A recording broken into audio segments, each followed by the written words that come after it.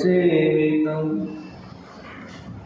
कपितजम्बो फलचारुभक्षणम् उमासुतं शोकविनाशकारकं नमामि विघ्नेश्वरपादपङ्कजं सशङ्खचक्रं सकिरीटकुण्डलं सपीतवस्त्रं सरसीरुहेक्षणं सहारवक्षस्थलं कौस्तुभं श्रियं नमामि विष्णुं शीर्षां चतुर्भुजम् गुरु ब्रह्मा गुरु विष्णु गुरुदेव महेश्वर गुरु साक्षात् परं ब्रह्म तस्मै श्री गुरुवे नमः। अखण्डमण्डलाकारं व्याप्तं येन चराचरं तत्पदं दर्शितेन तस्मै श्री गुरुवे नमः। या देवी सर्वभूतेषु शक्तिरूपेण संस्थिता नमस्तस्यै नमस्तस्यै नमस्तस्यै नमो नमः। शान्ताकारं शिखिरशयनं नीलकण्ठं सुरेशं विश्वधारं स्फटिकसदृशं सौम्यवर्णं शुभाङ्गं गौरीकान्तं धृतयनयनं योगविद्यानगम्यं वन्दे शम्भो भववरं सर्वलोकैकनाथं शिवजी सर्वलोकैकनाथं। प्रेम से बोले मापति महादेव की। बोले भंडारे त्रिपुरारी तेरे से बही गंगा प्यारी। बोले भंडारे त्रिपुरारी तेरे से बही गंगा प्यारी। तेरे से बही गंगा प्यारी तेरे से बही गंगा प्यारी। बोले भंडारे त्रिपुरारी तेरे से बही गंगा प्यारी। भांति पे मो प्यारा चंदा सजे कर मध्य कमंडल है धारी। बोले भंडारे त्रिपुरारी तेरे से बही गंगा प्यारी। बोले भंडारे त्रिपुरारी तेरे से बही गंगा प्यारी। गले सर्प विषैले हैं काले तन पर मृग छाला को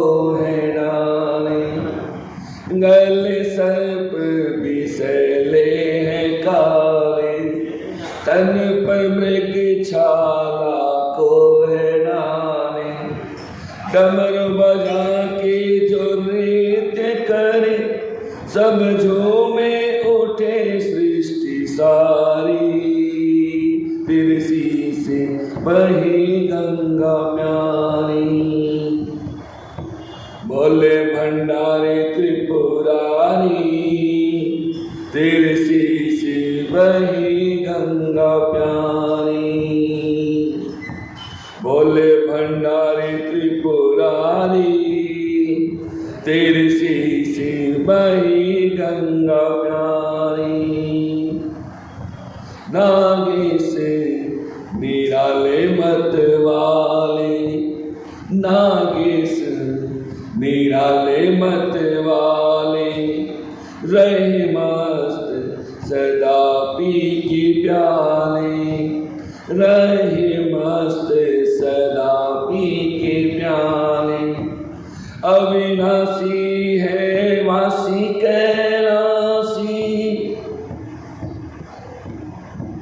अविनाशी है वासी कैलासी, है त्रिनेत्रधारी गंगाधारी, तेरे शीश बही गंगा प्यारी। बोले भंडारे त्रिपुरारी, तेरे शीश बही गंगा प्यारी, तेरे शीश बही गंगा प्यारी, तेरे शीश बही गंगा प्यारी। बोले भंडारी त्रिपुरारी, तेरे शीश बही गंगा प्यारी। हे शिव शंकर हे भोले प्रभु, तेरे द्वार खड़ा क्या मांगू। हे शिव शंकर हे भोले प्रभु, द्वार खड़ा क्या मांगू प्रभु। घट घट के बांसी सब जानो, घट घट के बांसी सब जानो, लहर शिव बोल भंडारी, तेरे शीश बही गंगा प्यारी। बोले भंडारे त्रिपुरारी, तेरे शीश बही गंगा प्यारी। माथे पे प्यारा चंदा सजे, कर मध्य कमंडल है धारी, तेरे शीश बही गंगा प्यारी। बोले भंडारी त्रिपुरारी, तेरे शीश बही गंगा प्यारी। बोले भंडारी त्रिपुरारी, तेरे शीश बही गंगा प्यारी। प्रेम से बोल उमापति महादेव की। देव देव महादेव, करुणा सागर प्रभु, जातं वयं सुधन्या हि, त्वया यद् अधुना स्मृता, त्वया यद् अधुना स्मृता। महेश्वर उवाच तपश्चरेति देवेशि, पार्वती गिरिजाधुना, गौरी शिखर संगे ही,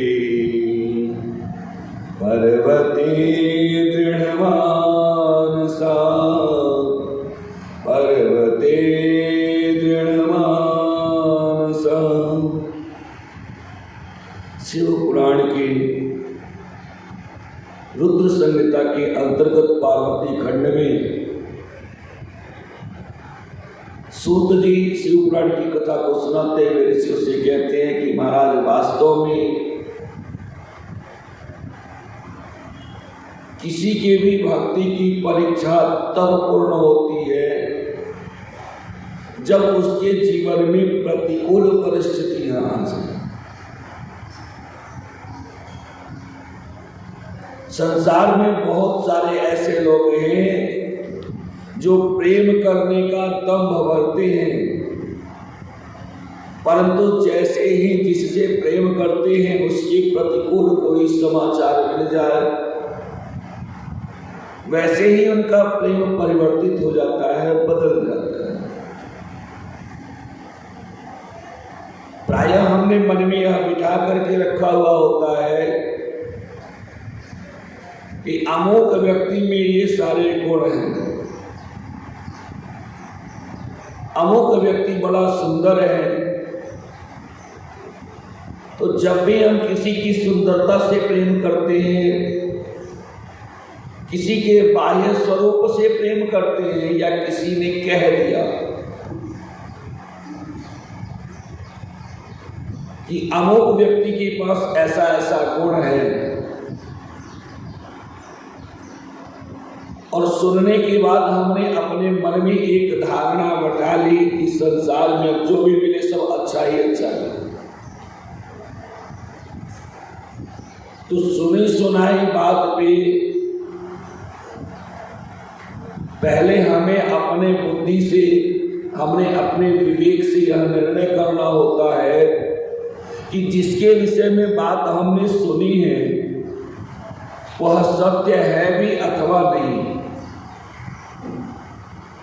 और अगर हमने अपने विवेक का आश्रय लिया हुआ है, या किसी सद्गुरु ने वास्तविक ज्ञान को दिया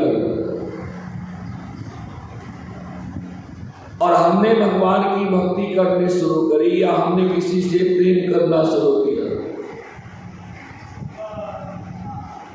तो उसके बाद हमारे पास चाहे जितना भी उनके बारे में गलत जानकारी आ जाए, हमें उन पर विश्वास नहीं होना चाहिए।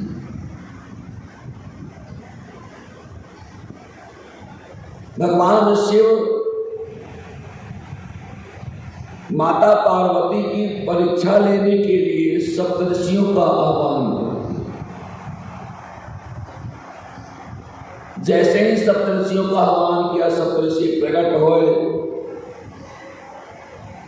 सप्तऋषियों ने कहा, प्रभु आदेश दें, आखिर क्यों आपने हमें याद किया है? भगवान शिव कहते हैं कि देखो, ऐसा है कि गौरी शिखर पर देवी पार्वती मुझे प्राप्त करने के लिए तपस्या कर रही है, और इसलिए मैं कहता हूं कि आप जाओ और उनके प्रेम की भली भांति परीक्षा लें। और याद रखना, आप परीक्षा लेने जाते हो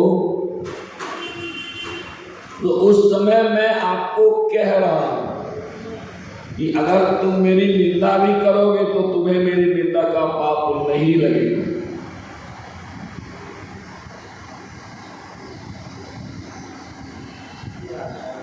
सप्तऋषि उस जगह पे पहुंचते हैं जहां पर भगवान शिव की तपस्या, भगवान शिव को पाने के लिए माता पार्वती तपस्या कर रही होती है।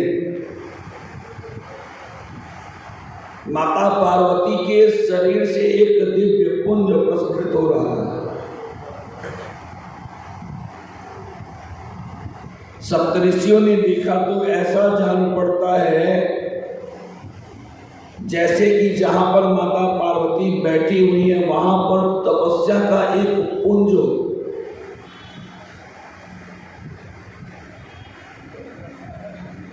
जैसे ही माता पार्वती को देखा, सप्तऋषियों ने मन ही मन प्रणाम किया कि हे देवी, आप धन्य हो। इस प्रकार से अपने शरीर को सुखा करके बहुत कम लोग तपस्या कर रहे हैं।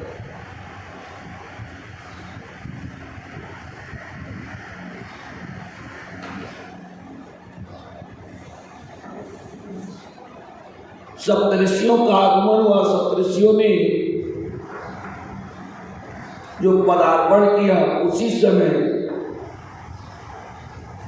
माता पार्वती समाधि से बाहर आई। जब उन्होंने अपनी आंखें खोली तो देखा सामने सप्तऋषि हैं। बड़े प्रेम के साथ इन्हें प्रणाम किया। सप्तऋषि कहते हैं कि देवी, आखिर इस प्रकार से यहाँ पर आप जो तपस्या कर रही हो, किस कारण से कर रही हो, उचित समझो तो हमें बता दो।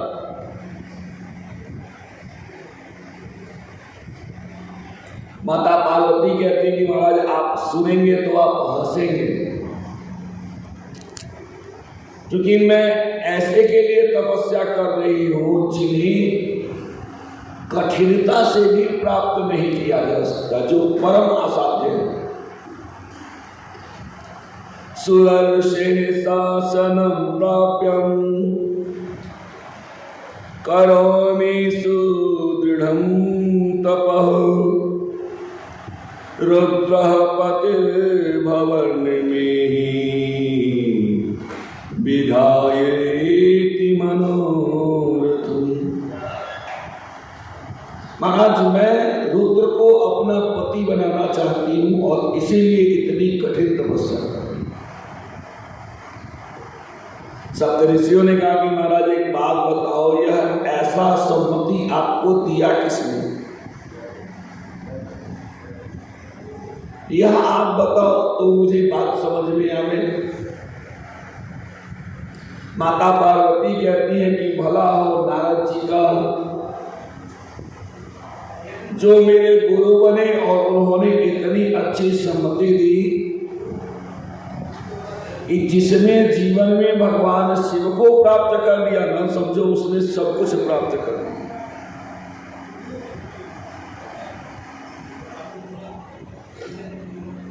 सप्तऋषि लोग कहते हैं कि महाराज, अब हमें समझ में आ गया, क्योंकि ऐसे सम्मति केवल और केवल नारद जी ही दे सकते हैं।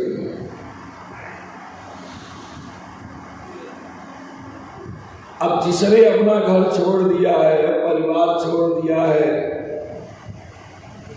सब छोड़ करके भटक रहे हो, आपको आसानी से क्यों बैठने देंगे? जो अपने घर को जला देता है ना, तो सोचता है कि सबका घर जल जाए तो ज्यादा अच्छा है।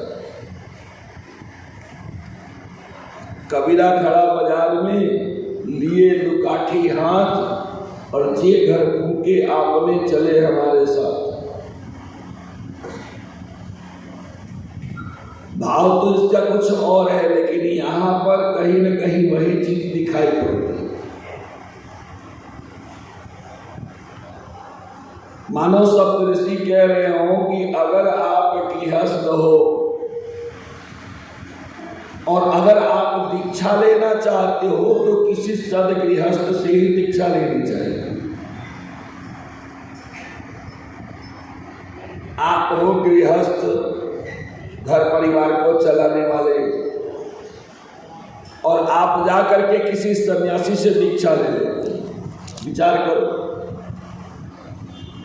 अब सन्यासी तो स्वयं ही घर परिवार छोड़ करके निकल गए हैं, तो वह आपको किस प्रकार से समझा पाएंगे कि परिवार का पालन कैसे किया जाता है, परिवार के मनोरथ कैसे पूर्ण किए जाते हैं?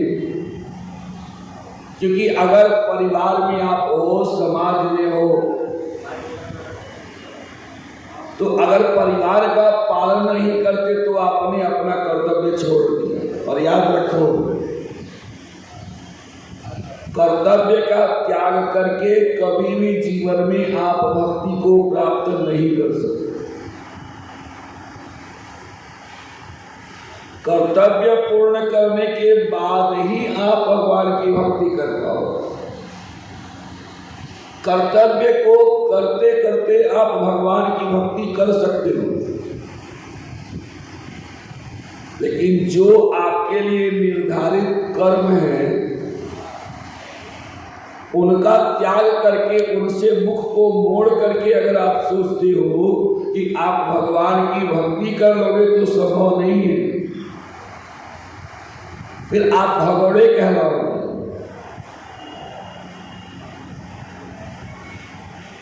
तो जो तपस्वी हैं, जिन्होंने अपना घर परिवार बच्चे सबको छोड़ दिया है, माता पिता को छोड़ दिया है, घर से निकल गए हैं, बताइए वो आपको कौन सा उपदेश देंगे? कहीं न कहीं सप्तऋषि भले ही नारद जी की यहाँ पे उनका उपहास उड़ा रहे हैं, लेकिन बात सत्य है। अगर आप संत हो, तपस्वी हो, विरक्त हो, आपने भी घर परिवार छोड़ दिया है, तब आप किसी विरक्त से शिक्षा लेते हो, दीक्षा लेते हो, तो ठीक है, फिर कोई बात नहीं।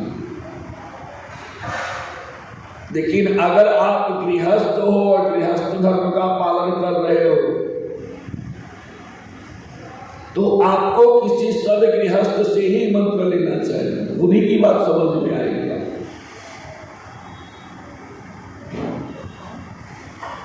सप्तऋषि कहते हैं महाराज हम जानते हैं नारद जी को, नारद जी का स्वभाव कैसा है बहुत अच्छे से मालूम। नारद कूटवादी च परचित्त प्रबंधक तस्य वार्ता समणतो हानिर्भवति सर्वथा। हे देवी, नारद जी जो है बहुत कूटवादी, दूसरे को रास्ता भटकाने में बड़े माहिर हैं। अच्छे खासे लोग जो सीधे रास्ते से चल रहे हैं, उनके मन को ऐसा प्रवृत्त कर देंगे कि वह उल्टा सीधा चलने लगेगा। उनकी बात सुनकर के सिवाय हानि के और कुछ मिलने वाला नहीं। देखो वह सबके बीच में ऐसे विचरण करते हैं जैसे लगता है कि बहुत बड़े तपस्वी हैं, बहुत बड़े ज्ञानी होंगे ज्ञानी, लेकिन हमें तो लगता है कि उनका जो कर्म है वह मूर्खों की तरह है। सीधे रास्ते पे चलने वाले को ऐसा भ्रम में डाल देते हैं कि वो उल्टे सीधे चलने लगता है। कहते हैं महाराज बताओ तो सही, नारद जी ने उनके लिए उपदेश दे दिया जिन्होंने स्वयं काम को जला दिया। हे देवी, जिसके लिए आप तपस्या कर रही हो उनके विषय में आप जानती हो, तो सुनो। अमंगल बपुधारी निर्लज्जो असदनो अकुली कुबेसी प्रेत भूतादी संगी नग्नो हे देवी, वास्तव में जिस शिव के लिए आप तपस्या कर रही हो, वे शिव जो है वह अमंगल वेश धारण करने वाले हैं। और क्या है कहा, उनके अंदर लज्जा नाम की कोई चीज ही नहीं, क्योंकि वो हमेशा दिगंबर वेश से रहती है। उनके पास घर नहीं है, सदन है ही नहीं, असदन है। उनके पास घर भी नहीं है, और सबसे बड़ी बात न उनकी माता जी का पता है न पिताजी का पता है। तो ऐसे के लिए आप तपस्या कर रही हो। अच्छा, कभी कभी लोगों के मन में होता चलो कोई नहीं, कम से कम लड़का तो देखने लायक है, लेकिन जिसके लिए आप तपस्या कर रही हो वह हमेशा कुवेश बनाए रहते हैं। कुछ लोगों के मन में प्रेम होता है कि चलो अगर जिसके लिए हम प्रेम करते हैं अगर वह सुसंग में हो, सत्संग में हो, तो फिर भी ठीक है। अब ये जिनके लिए आप प्रेम कर रही हो वो केवल भूत प्रेत को साथ में रखने वाले हैं। आप तो न भूत हो न प्रेत हो, आपको कैसे रखेंगे? और काहे देवी जो हमेशा दिगंबर वेश धारण करके घूम रहा हो, वह फिर आपको किस प्रकार से सम्मान दे पाएंगे, बात हमको समझ में नहीं आ रही। हमें तो लगता है किसी ने आपको कुबुद्धि दे दी, क्योंकि अगर आपके पास सद्बुद्धि होती तो आप इस चीज को जान जाती कि रुद्र किसी भी प्रकार से वह आपके लिए उपयुक्त नहीं है। अगर आप कहो तो आपका विवाह हम लक्ष्मीपति से करवा देते हैं। माता पार्वती हंसने लगी, कहा पहली बार ऐसा मीडिएटर देख रही हूं जो विवाह से पहले ही सौत की व्यवस्था करवा रहे हैं। महाराज,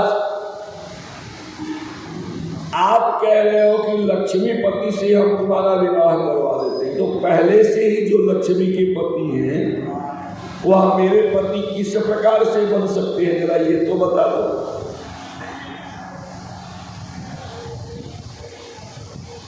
आप जो कह रहे हो ना, हो सकता है आपके समझ में वो बात सत्य हो, परंतु मैंने अपने मन में एक हठ डाल करके रखा हुआ है। भले ही आप कहते हो कि भगवान विष्णु के पास बहुत सारे गुण हैं, भले ही भगवान शिव के पास बहुत सारा अवगुण हो, हमें इससे कोई मतलब नहीं है। महादेव अवगुणे भवन विष्णु सकल गुण धाम, जेहि के मन रम जाहि सब तेहि ताहि सन काम। आप कहते हो ठीक है, भगवान विष्णु में बहुत सारे गुण हैं, मैं इस बात को स्वीकार कर लेती हूँ, यद्यपि है नहीं, लेकिन आपके संतुष्टि के लिए ये भी मान लेती हूँ कि महादेव में बहुत सारे अवगुण होंगे आपके लिए। लेकिन जब मेरा मन जिसके साथ रम गया ना, उसी के साथ काम होता है। आप भले ही कितना भी किसी को बुरी बता रहे हो, किसी को कितना खराब बताओ, चाहे किसी को कैसा भी बताओ, लेकिन जब मैंने अपने मन को भगवान शिव पर वार दिया है, तो फिर ऐसी परिस्थिति में कैसे आपके कहने से मैं किसी और का वर्ण कर सकती हूँ, किसी और के लिए तपस्या कर सकती हूँ। और जानते हैं महाराज, अगर पहले आप मिले होते तो हो सकता है कि मैं आपके सीख को ध्यान में धर लेती, लेकिन अब तो मैंने अपने मन को भगवान शिव पर वार दिया है। अब तो मैं किसी और की बात को सुनने वाली नहीं। क्यों? माता पार्वती कहती हैं कि संसार में जिसको अपने गुरु के ऊपर विश्वास नहीं होता, वह जागृत अवस्था में तो छोड़ दो, सपने में भी उसको सुख नहीं मिलता। आपको कितनी अच्छी बातें पता चल रही हैं वह महत्वपूर्ण नहीं है। महत्वपूर्ण यह है कि आप उसको कितना अपने मन में धारण कर पाते हैं। बातें तो बहुत सारी अच्छी अच्छी आपके जीवन में आती रहती है, उपदेश तो बहुत सारे मिलते हैं, वो महत्वपूर्ण तो है ही, लेकिन उससे ज्यादा महत्वपूर्ण है कि आप कितने बात को अपने मन में धारण करते हैं। तो जो धारण करेंगे वही आपके काम आएगा। ऐसा नहीं है कि भाई यहाँ तो बड़ी सुंदर कथा हो रही है, हम कथा में जाते हैं, रोज बैठते हैं, रोज कथा सुनते हैं। अच्छा सुनते हैं, चले आते हैं, उससे क्या मिला? 1 घंटा 2 घंटा जितना देर भी बैठे कथा में बैठने के बाद अगर कथा से कुछ ले करके गए, कुछ सीख करके गए, तब तो आपका परिश्रम सार्थक हो गया। और जैसे आए थे वैसे ही उठ के चले गए, तो फिर इतना परिश्रम करने का मतलब क्या हुआ? माता पार्वती कहती है कि महाराज ऐसा है, मैंने एक ही चीज जाना है कि गुरु का वचन हमेशा सत्य होता है। संसार में 3-4 वाक्य होते हैं जो हमेशा सत्य होते हैं, उन पर कभी संदेह नहीं करना चाहिए। पहला, माता पिता का वचन। माता पिता का वचन कभी भी मिथ्या होता ही नहीं है, चाहे आप मानो चाहे मत मानो। माता पिता के वचन पर कभी भी तर्क नहीं करना चाहिए। दूसरा हो गया गुरु का वाक्य।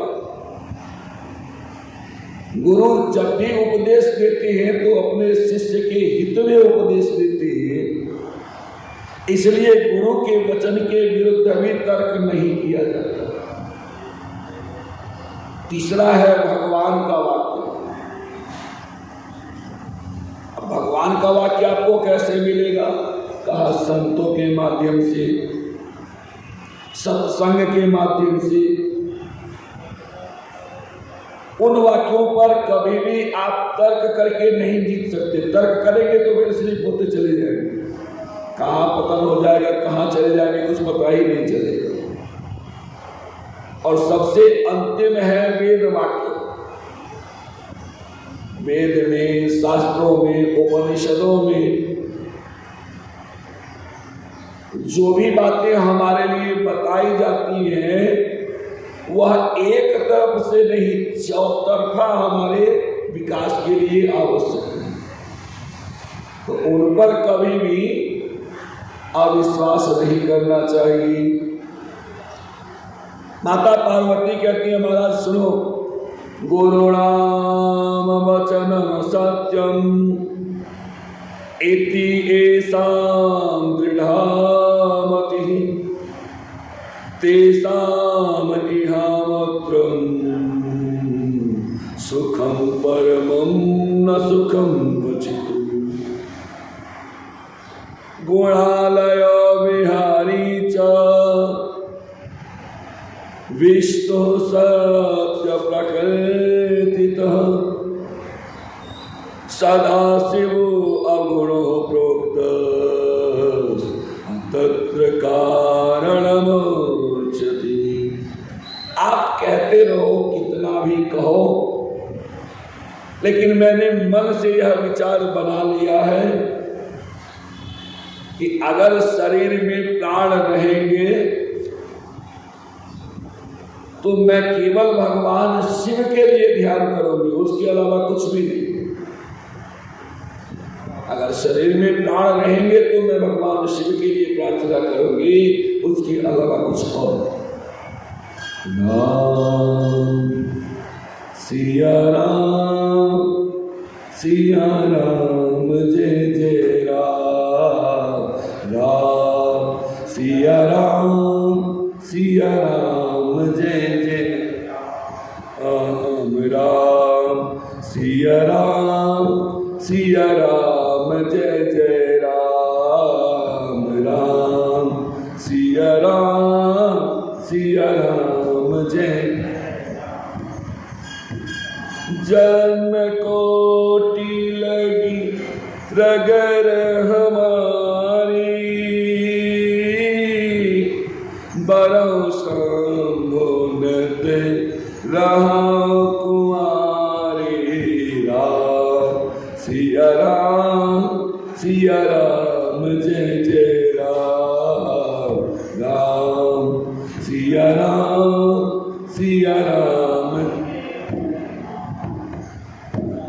तजौ नारद कर उपदेशो,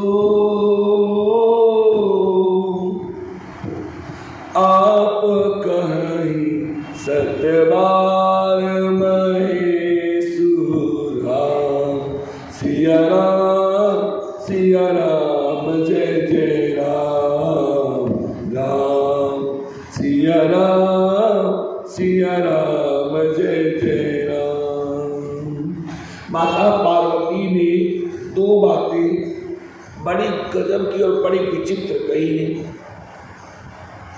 माता पार्वती कहती है कि ये मुनियों, आपको प्रणाम, आपके ज्ञान को प्रणाम। मैं क्यों कहूं कि आप गलत कह रहे हो और मैं क्यों कहूं कि आप सत्य कह रहे हो। लेकिन सुनो, चैव सहि मे विप्रा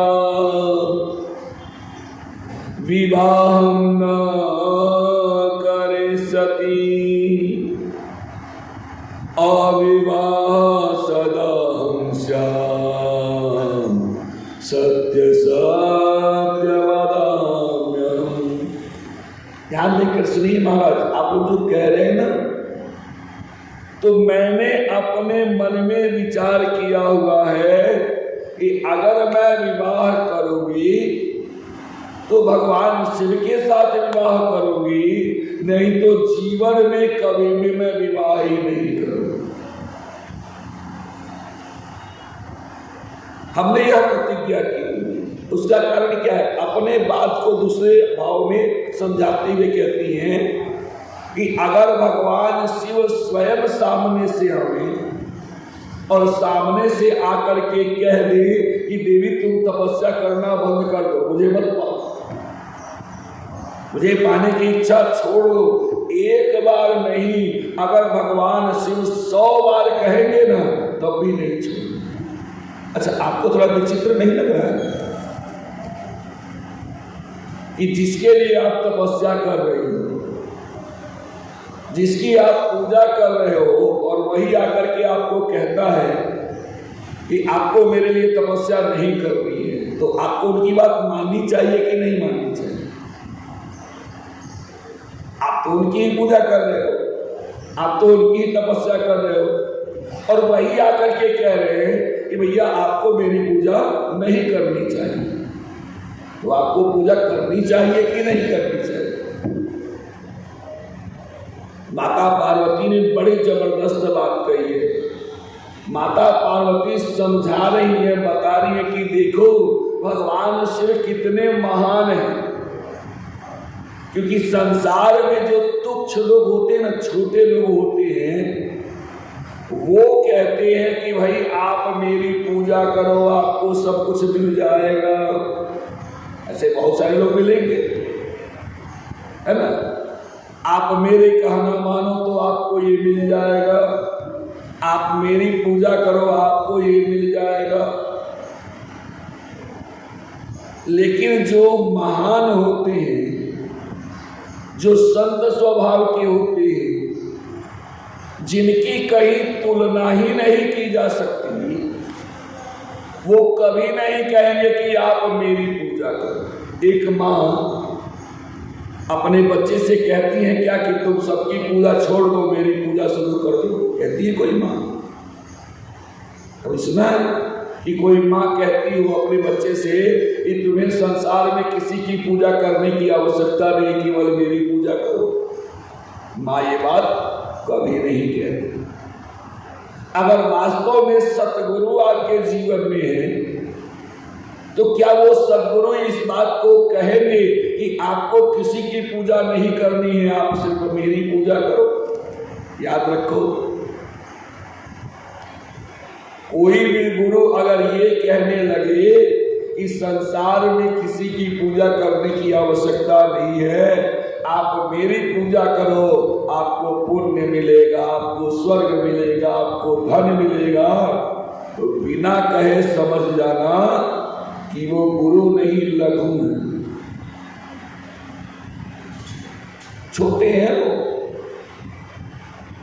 इसीलिए माता पार्वती कहती हैं कि भगवान शिव इतने महान हैं, इसमें कोई आश्चर्य नहीं है कि वो सामने से आके कह दे कि देवी आप हमारी पूजा क्यों कर रहे हो, हमारी पूजा मत करो। लेकिन हमने अगर किसी को हृदय से अपना मान लिया है, मान लीजिए आप मुझे श्रेष्ठ मानते हैं या किसी को मानते हैं, उनको प्रणाम करने जा रहे हैं, पांव छूने जा रहे हैं, और सामने से उस व्यक्ति ने मना कर दिया, नहीं नहीं नहीं मेरा पाँव छूने की जरूरत नहीं है, तो आप पाँव छूओगे कि नहीं छूओगे? अगर आपकी भक्ति ऊपरी है तब तो उन्होंने मना कर दिया, छोड़ दोगे। अगर आपकी भक्ति आंतरिक है तो चाहे वो कितना मना करते रहेंगे लेकिन आप उनका पाँव अवश्य छूएंगे, क्योंकि बड़ा कभी ये नहीं कहेगा कि एक काम करो, आओ और आप मेरा पाँव छुओ, मुझसे आशीर्वाद लेके जाओ। अगर लेना है तो वो हमारा कर्म है, वो हमारी जिम्मेदारी है कि किस प्रकार से हम किससे क्या ले पाते हैं, वो हमारी कला है। इसीलिए माता पार्वती कहती है कि महाराज भगवान शिव स्वयं चले आवे और आकर के कह दे, उसके बावजूद भी मैं किसी भी हाल में भगवान शिव की तपस्या को छोड़ूंगी नहीं। इसमें कोई आश्चर्य नहीं, बड़े महान वो कह भी सकते।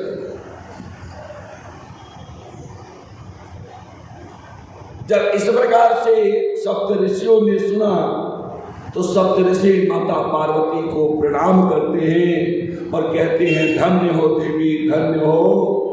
वास्तव में संसार में ऐसी तपस्या करने वाली और इस प्रकार के भावना रखने वाले बहुत कम हैं।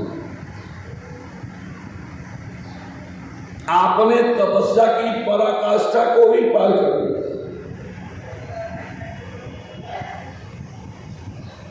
माता पार्वती को प्रणाम किया, प्रणाम करके चले आए। भगवान शिव से कहते हैं कि प्रभु, वास्तव में माता पार्वती की तपस्या प्रशंसनीय है।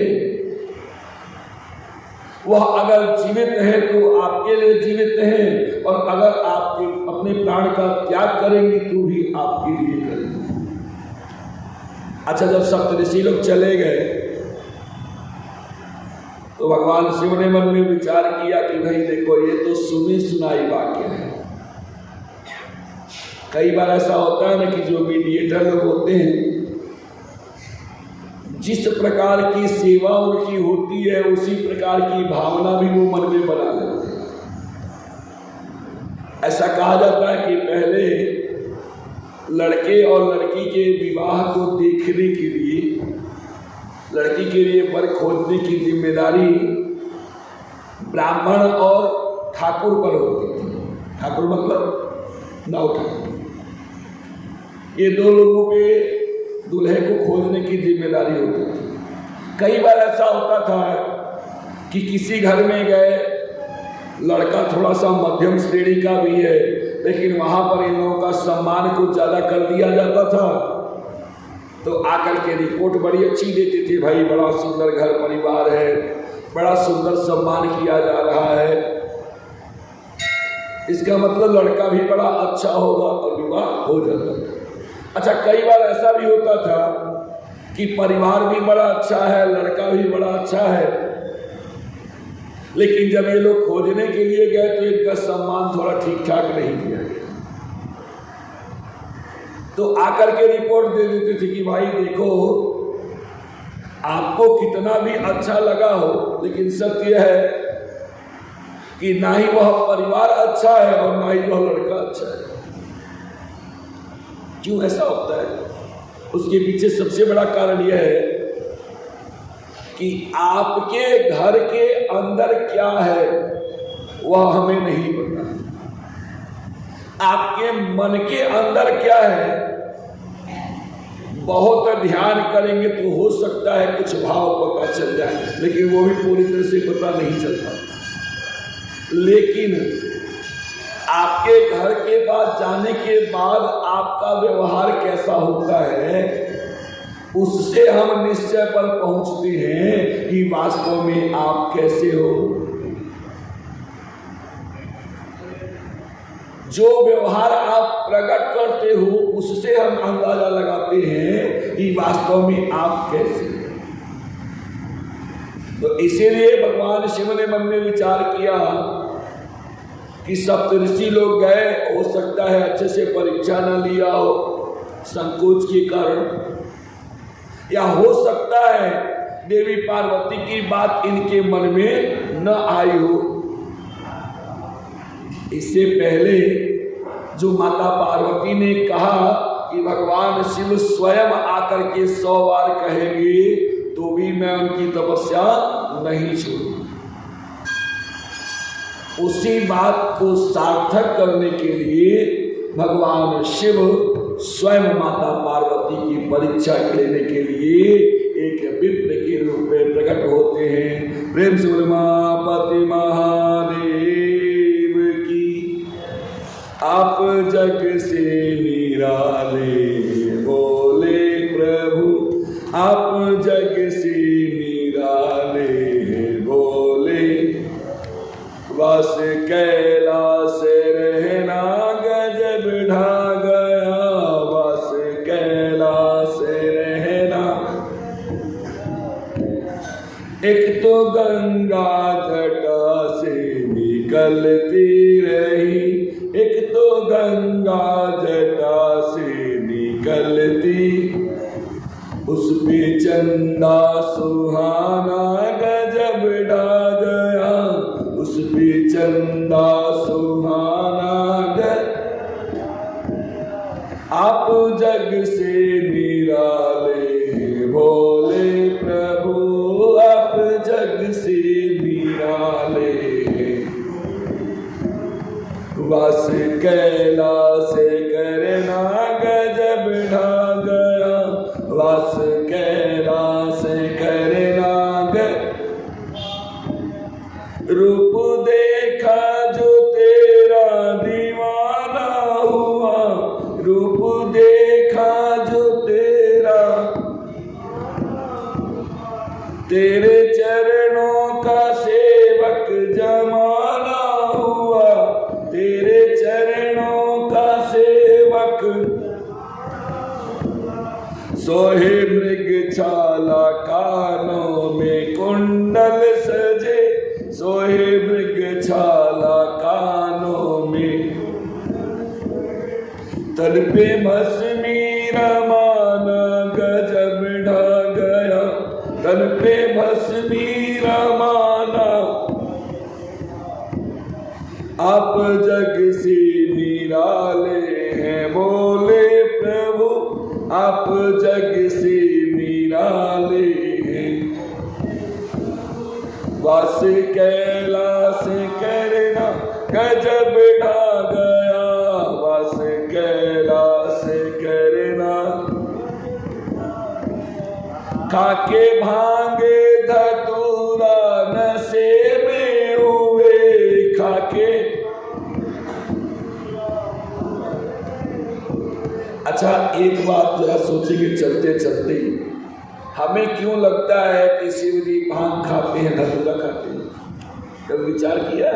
किसी ने देखा है शिव जी को भांग पीते हुए या धतूरा खाते हुए? हमें ऐसा लगता है कि शिव जी भांग धतूरा के नशे में झूम रहे हैं। अरे महाराज, जिसने संसार के कल्याण के लिए कालकूट विष को पिया हुआ हो, उसका भांग धतूरे से काम चलेगा? लेकिन हमें लगता है कि भगवान शिव भांग और धतूरा खाते हैं। क्यों खाते हैं? वो नशे में क्यों रहते हैं? इसलिए कि जो भी व्यक्ति जो मांगने आ जाए, भगवान शिव किसी को मना नहीं करते। और हमें लगता है कि हम तो बड़े चालाक हैं, बड़े समझदार हैं, अगर कोई मांगने के लिए कुछ आए, पास में रहे तो भी मना कर देंगे, नहीं नहीं मेरे पास तो कुछ है ही नहीं। तो हमें लगता है कि हम तो बड़े चालाक हैं, बड़े ईमानदार हैं, क्या मजाल मांगते मांगते कोई मर जाए, हम एक चवन्नी नहीं देंगे किसी को। और भोलेनाथ को देखो कि मांगने के लिए कोई आ गया, किसी ने कह दिया कि अपना घर दे दो, तो घर दे दिया घर। तो हमें लगता है कि वो नशे में रहते हैं, हमें लगता है, क्योंकि नशे में रहने वाला व्यक्ति इतना दिलदार हो जाता है, जो मांगो वही उठा कर। भगवान शिव नशा में रहते होते नहीं है, हमें ऐसा लगता है। और इसीलिए हमने भी कहना शुरू कर दिया, खाके भांगे धतूरा नशे में हुए, खाके जो भी मांगा उसे आपने सब दिया, जो भी मांगा उसे आपने, किसको देना है क्या ये बिचारा नहीं, किसको देना है क्या ये। आपका भंग खाना गजब ढा गया, आपका भंग खाना, आप जग से निराले हैं बोले प्रभु, आप जग से निराले हैं। वास कैलाश करना गजब ढा गया, वास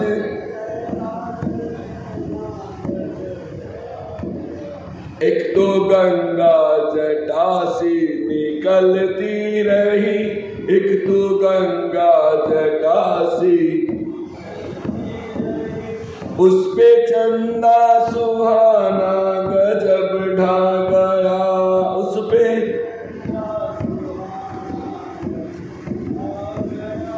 आप जग से निराले हैं बोले